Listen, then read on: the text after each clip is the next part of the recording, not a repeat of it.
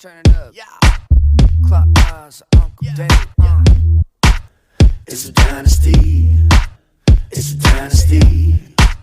It's a dynasty. It's a dynasty. Hey, let's talk what moves to do, who to trade for who. Get your fantasy stats and the place to boot. Get the plans for the draft and the major clues. With the home Sean, Jeudy and Andrew. Dan dudes got the hot takes. Every stop place, not base, plot cases. Man, hit the streams of fate. Talking teams and plays. But let's get to the show, man. See you later. All right, welcome back to the Dynasty Football Digest podcast. My name is Sean. You can find me on Twitter at Lanny1925, and I'm here with my co-host Andrew. Hey, at BiddyCentFF. And Joey is actually going to be taking a break for a little bit here. He's got a lot going on with work starting back up with COVID, and obviously the new baby and all that stuff. So I suppose we'll let him take a little bit of a break. So filling in for him today is Dingus. Where can we find you on Twitter? Nice and simple, at Dingus4. There you go. You want to, before we get going, just tell us a little bit about what you do, where we can find your work, and just anything you want to pitch for us right now? Yeah, sure. Like I said, you can find me on Twitter. You can find me with the DynastyVipers.com or at DynastyVipers. I got kind of work going all over the place, kind of a little bit of a lone wolf, jack of all trades, master of none. Big project that we've been doing with IDP guys and DFD there is the whole rookie digest that we put together for both offense and defense here. So that's been one of the biggest projects we've come up with. We've turned that from a January to basically a May, a 5-month quick turnaround to get that thing out and running. So if you haven't had a chance to check that out, head over to either one of the websites and you can get yourself a digital or a printed copy. Yeah, so it's, what is it, 120 prospects? 122. So, yeah, profiles on 122 rookies incoming, talks about their landing spots, skill sets, all that stuff. Basically everything that you need for all your Dynasty rookie drafts. So we have a ton of different contributors from basically all over the place that jumped in, all hands on deck situation, and Dingus here definitely did a lot of work on that. So it's a great product, and help reward some of the people that put in a lot of time. I can't even describe to you how much time went into that, but yeah, it's a fantastic product. So we are going to talk today about wide receiver rankings, landing spots, and just kind of talk about these guys that we've been talking about for a while, and just talk about where they landed and whether we like it, whether we don't like it, long-term versus short-term, all that type of stuff. So we're just going to kind of start from the top of draft capital. We'll see how many we get through, and then we'll just kind of continue this till we make it through all the drafted wide receivers. So we're going to kick it off with Henry Ruggs. I know Andrew has really strong opinions about Henry Ruggs, so let's hear it. I don't know if that's strong. I feel like we've kind of beaten the Derek Carr horse to death. He's not a quarterback that I think is exciting for anyone. But Henry Ruggs is an exciting prospect. So you can debate whether or not Henry Ruggs is a complete prospect and can run the underneath stuff. What really teams were looking at when they were drafting him, I think, were his ability as a deep threat, and that's not going to be used by Derek Carr. It's not his game. So there's certainly some opportunity there for him in the underneath and intermediate, but that's very much redundant with the other receivers on the roster, with Hunter Renfrow, Darren Waller, and even Edwards get drafted as well. So I think he's going to be put into the deep threat role, and I don't think that's going to be fantasy relevant as long as Derek Carr is a quarterback there. So I don't love it for him. He's still a guy that I'm not afraid to invest in long term, because I don't necessarily think Carr will be there forever. But I don't think it's great for him short term in terms of fantasy. So I guess for me, like, Ruggs is, we've talked about it at length, so much more than just a deep threat. And I think that where he excelled in college was not deep down the field, because they had so many other options to attack that part of the field. I think where he excelled in college was those little short catch and runs and intermediate routes where you hit them with the easy completion, and then you just let them use that just insane speed to outrun and destroy angles and create yards after the catch. And I think that actually works really well with the Raiders. Yes, you're going to lose some of that upside in terms of the deep threat ability, because I don't think Derek Carr, and maybe Dingus, who's currently wearing a Raiders hat, can shed a little more light on Derek Carr than we can. But, like, to me, he hasn't shown me that he's somebody that wants to attack deep down the field. So, yes, you lose some of that upside, but I don't think this really is so much of a negative as much as it is a cap on where he could be. And I think that it takes receivers a little time to develop anyway. And I think by the time you hit that kind of 3-year mark where these guys are hitting their stride and you start seeing the wide receiver 1, wide receiver 2 seasons, Derek Carr will probably be gone. And if he isn't gone, then it means that he's found a way to attack deeper down the field, because he's not going to continue to be their quarterback if he doesn't figure that out. Resident Raiders fan, let's hear what you got for us. Okay, well, first of all, I'm going to take my Raiders cap off for 1 second. I think what you have here is landing spot for the Raiders, and you have landing spot for fantasy. And right now, I think this is a good landing spot as far as football is concerned. Maybe not fantasy right off the get-go. Now, I also want to point out that Derek Carr has 6 more MVP votes than Russell Wilson has in the last little while. So let's keep that in mind while we're going on with this. Let's not. But no, seriously. Now, I know everyone rags on Derek Carr as captain check down and whatnot. What we seen last year with the failed attempt to bring in Antonio Brown in was that attempt to get that ball deep, to push that ball down the field. Bringing in Henry Ruggs through the draft is exactly the same thing they tried to do with Antonio Brown in that turn. So the Raiders do have a plan. They weren't able to execute it last offseason. Now, what I could see this happening is a lot of checkdowns, dinks and dunks. You've got your Renfro, you've got Bowden, you've got Waller, you've got that whole underbelly getting eaten up. You're going to have teams starting to suck in a little bit there, bringing that safety down. And then I do think Carr is going to be able to hit that deep shot to Ruggs every once in a while. So while you won't see Ruggs getting those, what I see Tyreek Hill hit 38 passes over 30 yards or something last season. I think that was the number. Like you won't see Ruggs quite in those numbers. You may see him get about 15 of those deep shots after everything gets sucked in. But like Lanny said there, he excelled. If you talk to Nick Saban or you watch anything where Saban compared Judy and Ruggs can do a lot of those things, and speed and angles will absolutely kill DBs. And that's where he's going to take advantage. So it'll be those quick slants, those quick bubble screens, those quick hitters. And when those DBs start to sneak up on those, then he's going to go ahead and take that shot deep. So I think it's a great landing spot as far as football is concerned, but fantasy maybe have to wait a little while before we get some return on your investments. So you think about it, though, like think about what that means in terms of return on your investment for a rookie wide receiver. Like you look at A.J. Brown and DK Metcalf last year, who were largely considered like two of the most, even Terry McLaurin, like they ended up hovering right around 1,000 yards. You know, they weren't wide receiver 1s. They were like barely wide receiver 2s, if that. But like, I think Ruggs can get there, seeing as he's probably going to be the primary, like the best weapon that they have on their offense. And I think that if they decide that they're going to funnel their offense through him and use those short intermediate routes in PPR, like you can get those like 5-6 catches a game.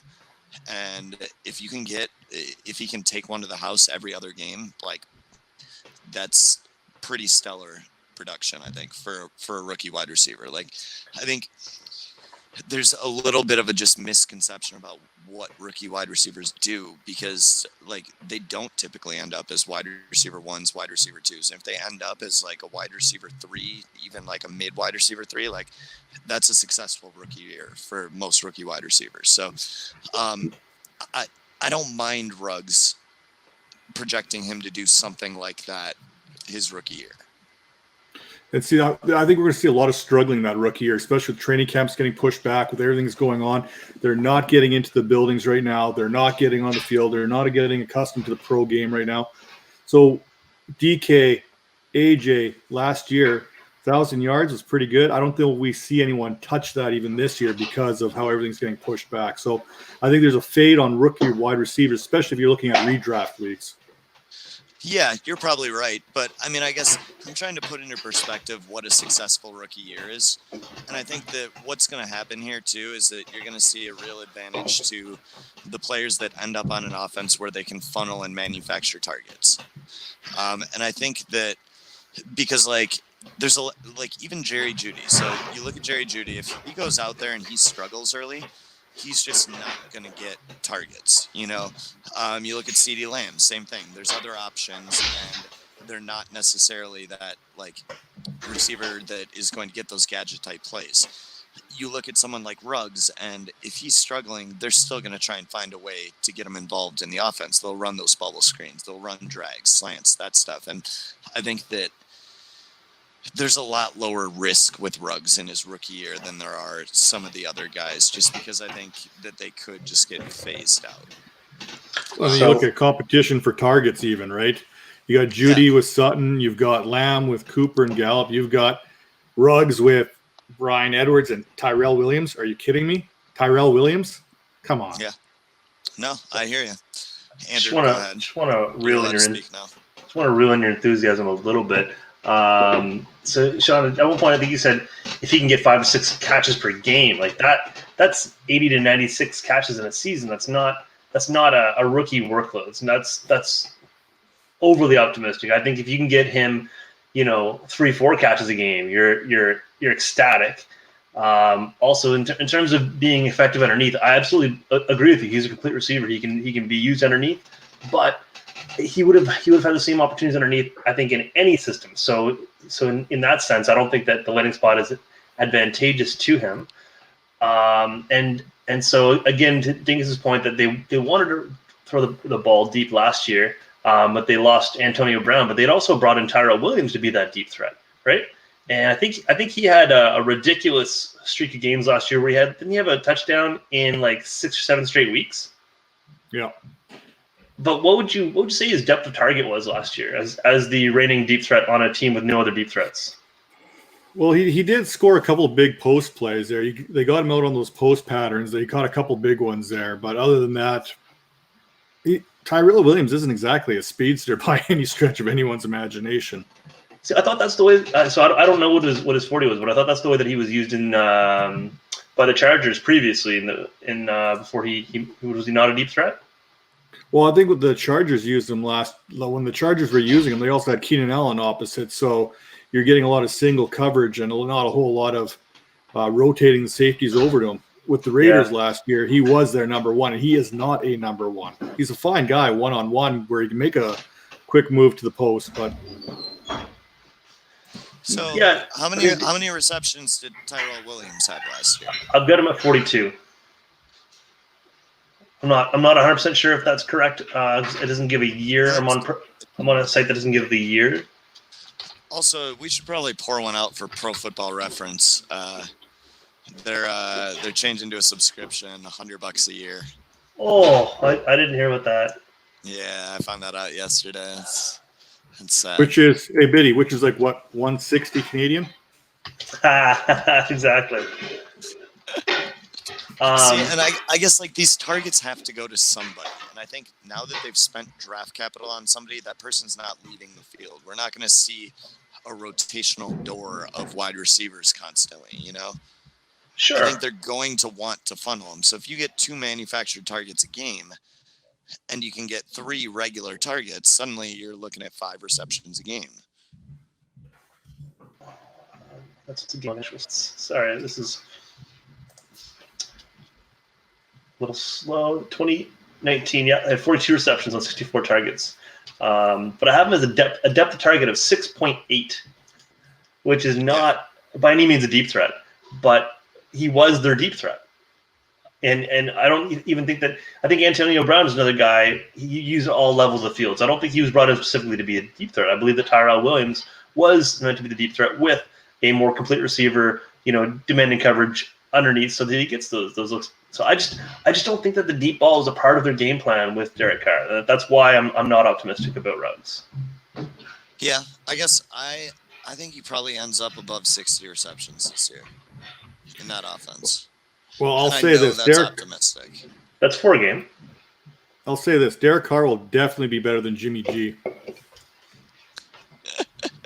We found a permanent replacement for Joey just now. Just now. This is a crowning moment. All right. So we just spent 15 minutes talking about Henry Ruggs. We're going to take a short break and maybe get through 2 more wide receivers before this podcast is over. Are you ready to take your fantasy draft to the next level? Order your rookie draft guide today, covering 122 rookie prospects in both IDP and offense. A collaboration between your favorite analysts. Pre-order at idpguys.org and dynastyfootballdigest.com.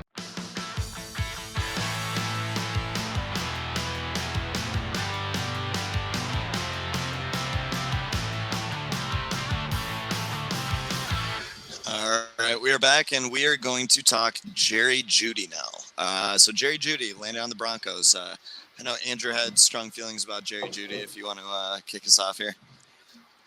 I mean, I guess I have strong feelings about everything. I think there was a lot of talk about him going to the Broncos prior to the draft. I think everyone sort of projected them as one of the teams going after wide receiver. Honestly, it's all right in terms of opportunity. I'm not a huge Cortland Sutton guy, so I don't think that it's out of the question that Jerry Jeudy could overtake him at some point and become the lead dog there. But I'm not in love with the quarterback situation. I've got some optimism around Locke, but I'm not a full-fledged believer by any means. And they just seem like they want to be a defensive run the ball and just use the pass game to complement the run game type of offense. I think we saw them get a little bit away from that down the stretch last year, but that might have been out of necessity rather than out of desire.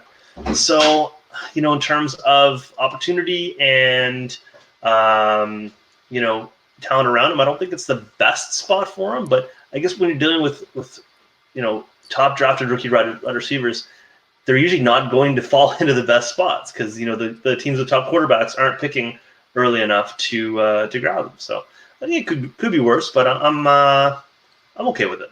I'd say I'm okay with it. So what makes you think they want to run the ball first? They just spent their first 2 draft picks on wide receivers. They spent their first last year on a tight end. I think they want to be a passing football team. Okay. I think they just didn't have the means to do that until now. I mean, I guess I feel like to me, Von Miller is still to an extent the face of that franchise. He's the defensive superstar. I would say their defense is more of an identity, although they definitely took a step back last year. I think their defense is more of an identity than their offense. They did pound the ball last year an awful lot with Lindsey and Freeman to a lesser extent, and they've just brought in Melvin Gordon. They're investing, maybe not draft capital, but they're investing, assets into the running back position. So I think they want to take pressure off of their young, unproven quarterback and give themselves opportunities to win in other ways. I think that the investment in wide receivers is more so to support a young, developing quarterback and so that he can develop into the player that can take them to that next level through the passing game. But I don't necessarily think that's this year. So the way I look at it is that what they're doing is actually exactly what you should do as an NFL franchise. Is that you look at some wide receivers or some young quarterbacks that go out there and struggle and they have no weapons, and so you just kind of assume that it's because they have no weapons. And I think the best thing you can do, I think this is a PFF thing, it might be, but the best thing you can do for your team is identify whether your quarterback is the guy, because if your quarterback sucks, you can't truly evaluate the rest of your team. So the Bears, we still have no idea. We know that Allen Robinson is a good wide receiver. But if we hadn't seen him be a good wide receiver previous to this, we would have no idea. So like Anthony Miller, we have no idea whether he's a good wide receiver. And so the quarterback position is super important to evaluating the rest of your team. So evaluating your quarterback has to come first. So the idea is that you load up your quarterback with as many weapons as possible so that the Broncos can say, if Drew Lock doesn't succeed in this situation, he is never going to succeed. And that means you can just move on to the next guy. So I think they want to be a passing team. I guess we'll see what happens. But the Melvin Gordon move is pretty puzzling to me. I like the landing spot for Judy, though. I think it takes the pressure. Sutton takes the pressure off him immediately. I think that he can attack all the levels of the field. I think that Drew Lock has a strong enough arm to attack all those levels. And I think that Judy's going to give him a lot more separation than Sutton does, which is a lot easier target for your young quarterback. So I think of the top wide receivers, I guess top wide receivers, I'm going to just say Lamb, Judy, Ruggs. Judy, I definitely like the landing spot best. Dingus, go ahead. I think with Judy, I think his is the most quarterback dependent of all the positions right now because we don't know what we have in Drew Lock. We got a quarterback who threw for about 64%, 5 games, 7 touchdowns, 3 interceptions. So his interceptions were coming at about a 2% clip. We don't know what we're going to get here for Judy. Now, Judy, when we're comparing Judy and Ruggs, you got Ruggs with the speed, Judy's got the finesse, which kind of matches up nicely with what Courtland Sutton does. So, like you said, what the Broncos did is they're building their offense the way you should. You got a capable running back who can catch passes out of the backfield. You got wide receivers across the board in Hamler and Judy and Sutton. So you've got that Noah Fant there in the middle. So if this offense fails, this is 100% Drew Lock and how he was able to develop from year 1 to year 2. Coming out of college, I didn't really see Drew Lock as being a franchise type quarterback. So I've still got my reservations there if he can actually do this or not. He's got absolutely no reason. I actually was a Drew Lock fan. I'm on the flip side of that. I liked him more than Haskins, but I digress. Yeah. Continue. Yeah. So if they're going to fail, it's going to be on Drew Lock. The landing spot for Judy is good. I think he's a fantastic wide receiver too for a franchise. I think he's going to get some because he's got that number 1 receiver opposite of him that's going to take that primary attention from the defenses, and they're going to focus on him where Judy can run in the slot and do those two-way goes. And I think he's going to have a very productive career as long as Drew Lock succeeds. So I think he is more dependent on the success of the quarterback as opposed to the other receivers that we'll talk about. So just out of curiosity, Sean, so you say that you were a Lock fan. I don't want to talk about Lock too much, but what were his strengths? What were the areas that he succeeded in? I think the biggest thing is that he had arm strength and he flashed the ability to touch or to hit all of the different throws across the field where like you saw that he was capable of touch. You saw that he was capable of hitting the seams. You saw that he was capable of all these different things, and he was just inconsistent. And like, to me, those are things that generally are not super easy to improve, but they are things that you can get away with in the NFL if you were good enough at other things that he could improve at. So flashing that ability where you can see these things, like just looking at Josh Allen. Like, Josh Allen showed the capability to make all of these different throws in the NFL. And he's shown that he can do that in the NFL.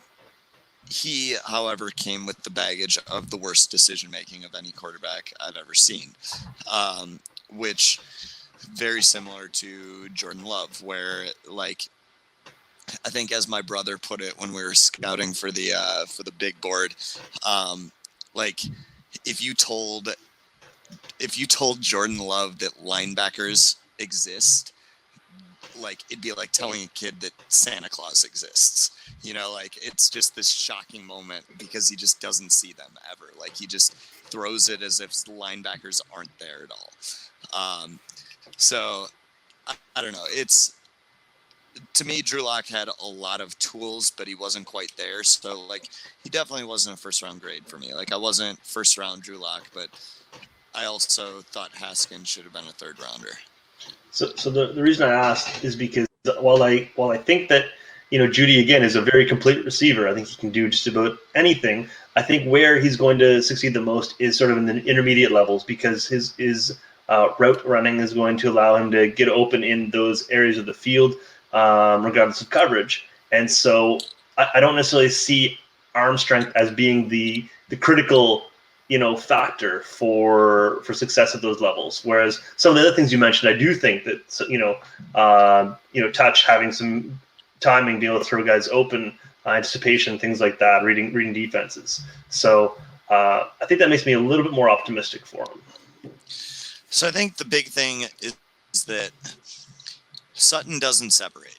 Like, that's not his game. He isn't a separator, and that was always the concern with him, is that he's like great in contested catch situations, and he's very strong at the catch point and in his routes and all these things, but he's not a great separator. And for a young QB, it takes a lot of confidence to throw the ball into windows that are tight, especially in situations where, you have an interception, and like that kind of makes you want to not throw into those tight windows again. Like, you want to, when you're younger and you have less experience, you want those open windows, and I think Judy gives you those open windows. So for me, it's something where I think just that safety net and like dropping back and reading coverage and knowing that Judy is going to create separation is a lot easier to throw into than forcing the ball into coverage with Courtland Sutton and believing that he's going to come down with it. And I think that you're right. Judy's going to create all kinds of throwing windows for Drew Lock. I'm just not sure if Drew Lock's going to hit the right window. I think he might throw it into the attic half the time. So we're talking about Drew Lock, not Mitch Trubisky. Come on. Mitch Trubisky, if he was throwing, it'd only be to the left side of the house. So again, I do want to go on tangents all the time, but you brought up Allen Robinson. He had his second best season of his career last year with Trubisky. I'm not saying that to compliment Trubisky, but you said we wouldn't know he's a good receiver. He put up those numbers with Bortles and Trubisky. Career high receptions last year. Yeah. Okay. So you're right. Last year was a good year for him. What was the year before? 55 for 730 and 4 touchdowns. So like that would indicate just like an average wide receiver. Yep. Like not even like an average one. That's like an average wide receiver 2, But that's on 94 targets. They were their defense the year before, right? They were their defense into the playoffs. They weren't airing the ball out. Right, but that's why a quarterback is important. Like you don't see teams that don't air the ball out that have good quarterbacks really outside of Seattle. And I think like that's doesn't get the MVP votes. Yeah, I just think I can't figure out what they're doing in Seattle. Like everything they do is like, oh, well, the numbers and all logic in the world says that we should do this. Let's do something else. And it still works for them for some reason. But, whatever. I guess Russell Wilson's that good. So, yeah, I think that there would be a lot of speculation about Allen Robinson being a good receiver. He'd be treated a lot more like DJ Chark in terms of the community, where like DJ Chark has very high ADP in terms of fantasy just because there are people that like him a lot, but there are also a ton of people that just like don't believe it yet, and I think that would be the case with Allen Robinson if not for last year. So I don't know. Your quarterback is your best means of evaluation, though. If you don't have that, like, you'll never know, really, because you see a lot of good wide receivers go to bad situations and just not play well. So, all right, we're going to take a short break, and I guess we have time for Ceedee Lamb. Dynasty Football Digest, your new essential site for Dynasty information. For as little as $1 a month, gain access to all that we have to offer. Rankings, trends, ADP, in-season assets, and a Slack chat just for subscribers. Purchase today at dynastyfootballdigest.com.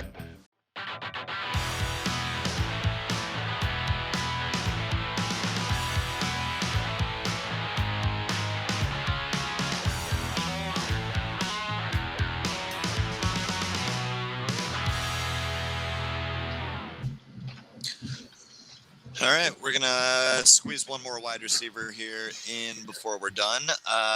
CeeDee Lamb to the Cowboys. Andrew, strong feelings on CeeDee Lamb. Let's hear him.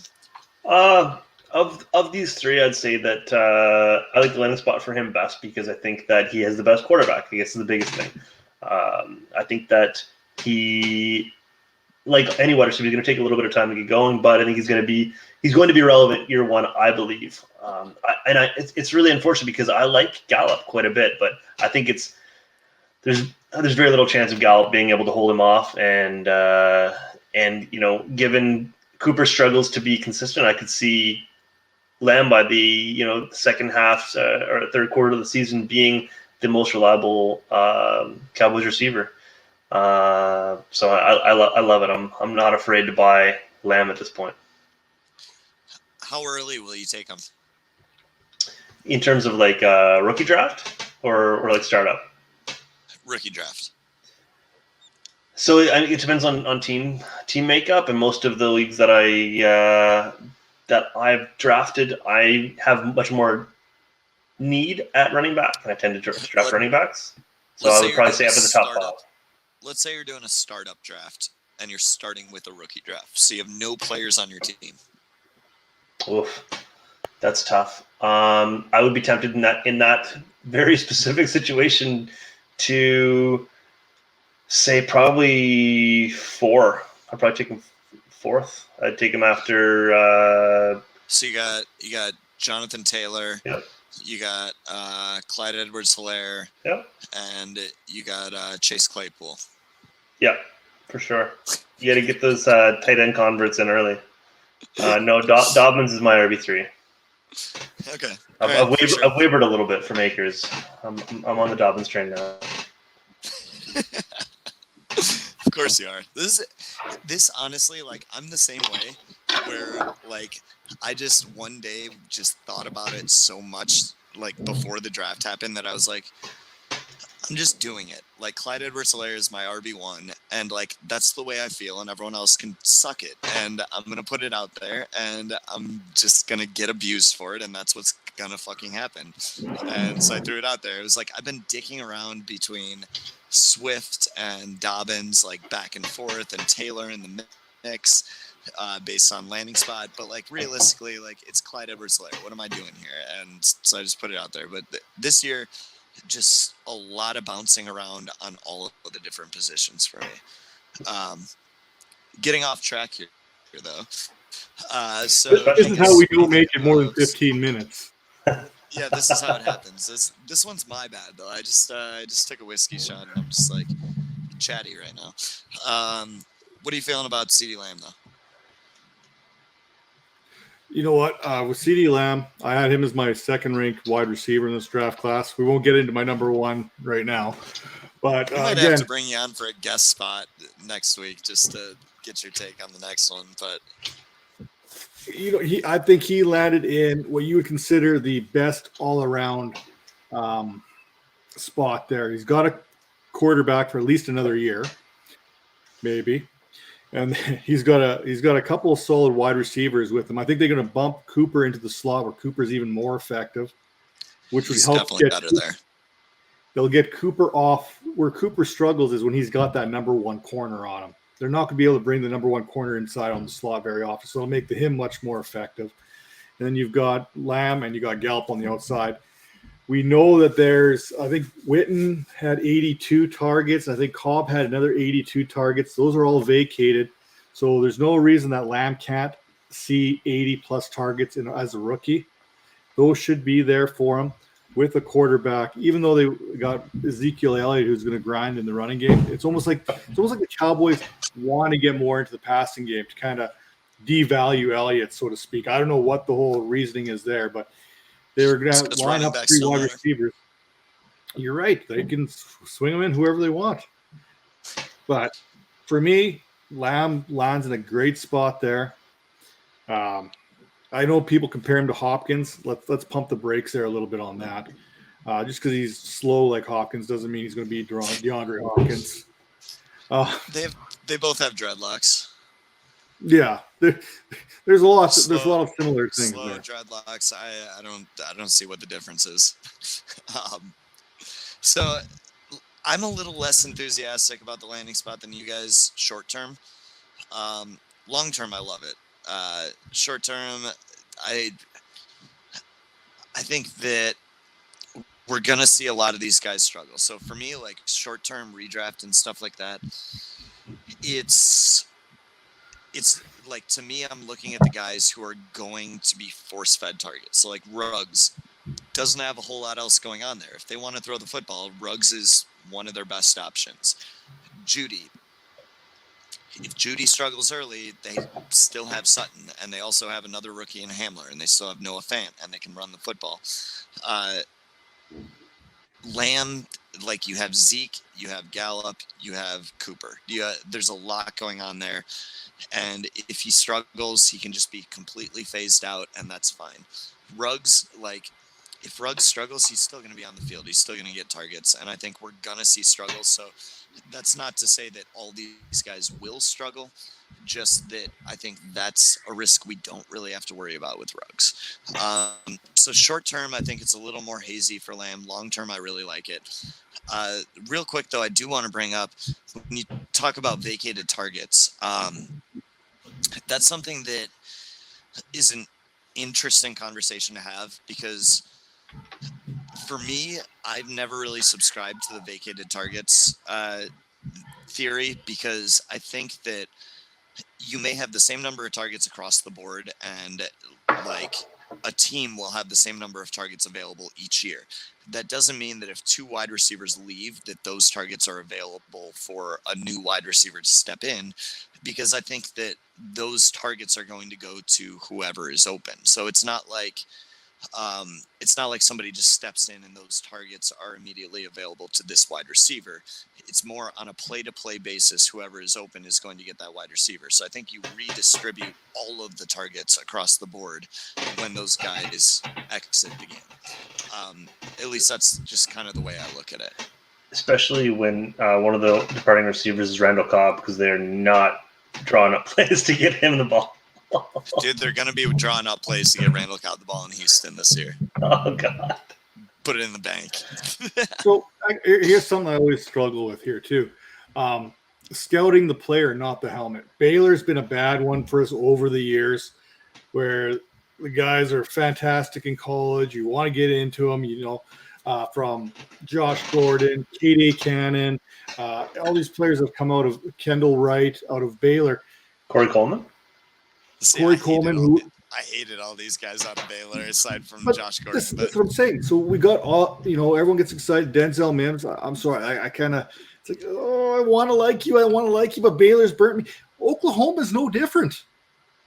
Right. So here's the thing with that, is that the reason these guys burn you is not because the players. It's because the players aren't as good as what you think based on the system they run. So Baylor, they just like to chuck the ball deep. They like to sling it deep. You run fly routes, you run hook routes, and that's about all you run. And that's not to say that, like, these guys can't run anything else, but you can't tell if they run anything else. So you need to put a lot of stock in the stuff they do elsewhere. So you look at somebody like Corey Coleman, and Corey Coleman couldn't catch the fucking football. Corey Coleman struggled with a lot of different things that wide receivers need to be able to do, especially if you're going to be a deep threat. You need to be able to track. You need to be able to elevate over the defender. You need to be able to catch contested passes deep down the field. You need to do all these things. Denzel Mims checked those boxes. Corey Coleman did not. Josh Gordon checked those boxes. K.D. Cannon was trash. These are it's things where Oklahoma is very spread out and they face Big 12 defenses, so you don't get to see whether they excel versus the press. A lot of the times when they're creating separation, it's not based on the route running. So I think a lot of the misconception around a lot of these players is seeing the results and seeing the production and seeing the highlight reels and stuff like that. And it's not necessarily looking at the traits, where you look at the traits and you say, like, okay, so this guy only faced press coverage a couple of times, or he faced press coverage at the Senior Bowl or whatever it was. How did he do there? He struggled. And a lot of people want to be like, yeah, okay, but like his college tape, he didn't struggle with that at all. It's like, well, he didn't really face that, and then he struggled with that at the Senior Bowl. That's probably an area of concern. So what profiles is he going to have to beat the press at? Well, he's probably going to have to do that if he's a deep threat. He's probably going to do that if he's anywhere outside. If he's in the slot, he's not going to. So if he can't do that, how does he project in the slot? What traits does he need in the slot? Well, he's not very clean out of his breaks or an experienced route runner, so probably not going to be great out of the slot. He's probably shitty. So this is where I'm kind of come back with where I want to come around here on CeeDee Lamb. Yeah. Another guy not facing a lot of press coverage. He's going to have to play on the outside as a rookie coming off probably no training camp. I think we need to pump the brakes on him a little bit. See, and he is... At least the first year. So the thing with CeeDee Lamb is that he is fantastic at the catch point, fantastic in contested catch situations, fantastic down the field, great at tracking the football, great at running after the catch, and he's a great separator. So the one question mark there would be beating the press, which from the reps I watched, he was actually good at beating the press. But again, very limited sample size. So it's a question mark rather than an actual positive. So, but as opposed to some of these other Oklahoma and Baylor guys that you're talking about, if he can't beat the press, he could win in the slot. You could play him in the slot, and he could attack the seam. He could do your two-way goes. He could do drag routes. He could do slants.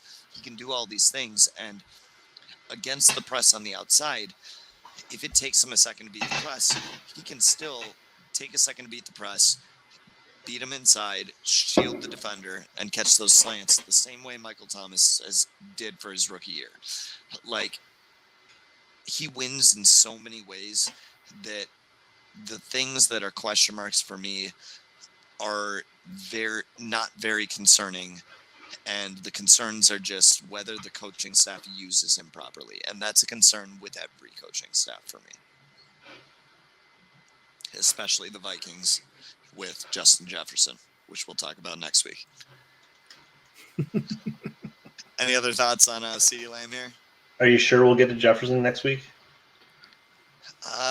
He's second on our list next week. We'll get to him. All right. So Dingus, if you want to give us one last chance to basically pitch whatever it is you're working on or whatever it is you have been working on, just go for it. Well, like I said, what I'm working on right now is basically looking ahead to 2021's draft already. I've already got my rankings rolling out. It doesn't take us long until we get over this group of rookies and we look toward next year's rookies, and they're even better than this year. I think we say that every year, though, right? But you kind of start looking at these wide receivers for next year, Moore and Bateman and Chase. I'm like, there's some high-end caliber receivers coming. So I'm already taking a look at these guys. Ranking them already. So we're getting ready for next year's rookie digest that we're coming out with. The one that we're looking at making even bigger and better now that we've got some time to plan it. So the one thing I can say is just go out and get those rookie digests this year from the IDP guys and DFD there. Go get those, purchase them. If you do make a purchase, whether it's the digital or the printed copy, hit me up at Dingus4. Tell me what you liked, what you didn't like, what we can improve on. We want to make this product better and better each and every year. And we can only do that with the feedback from the people who purchase the product. So the more feedback we get, the better it's going to be all overall there. So, yeah, I mean, we're all super available too. It's something where like I'll get DMs from people or even just like within the Slack channel, which we'll talk about in a minute here, but like that are surprised that I answer. It's like, man, I'm sitting here at home from COVID. Like, I got all the time in the world. And, like, even when I'm at work, I always make sure that I have time for everybody. Like, we all are here all the time to just, like, talk fantasy football. So if you want to talk fantasy football, just hit us up. So, Andrew, where can we find you on Twitter? At BiddyCentFF. And as Dingus said, he's at Dingus4. You can find me at Lanny1925. So the usual spiel, basically, find our written content at idpguys.org, at dynastyfootballdigest.com. Basically, you can subscribe there, and you can actually do a subscription right now that will get you the magazine, which is a pretty fantastic deal. But the regular subscription will get you access to our Slack channel, where we have all of our writers, podcasters, site owners, basically everybody within our team available to you at all times, and we answer any questions pretty darn quick too. You can ask Jeudy how quickly we get back to you about trade questions. But we have that. We have rankings. We have ADP. Our rankings are insane, by the way. It's how deep is it on IDP right now? It's like 300 deep, I think. But yeah, we have rankings, ADP. It's one of the only places you can get combined offensive and defensive ADP. So yeah, go to the websites, check it out. There's a lot of awesome content and a lot of guys that are working really, really hard to put it out there for you. So yeah, it's been a good show. We're going to hopefully get to at least one wide receiver next week.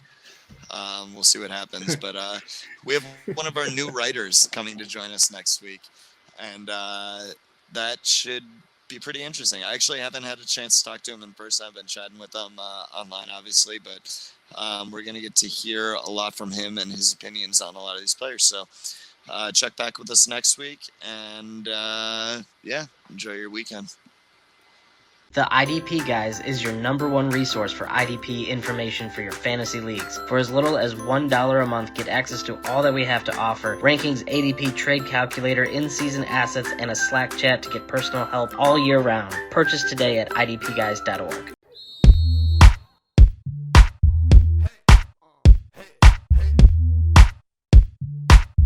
Thanks for listening. Dynasty Football Digest. Make sure you hit that subscribe button.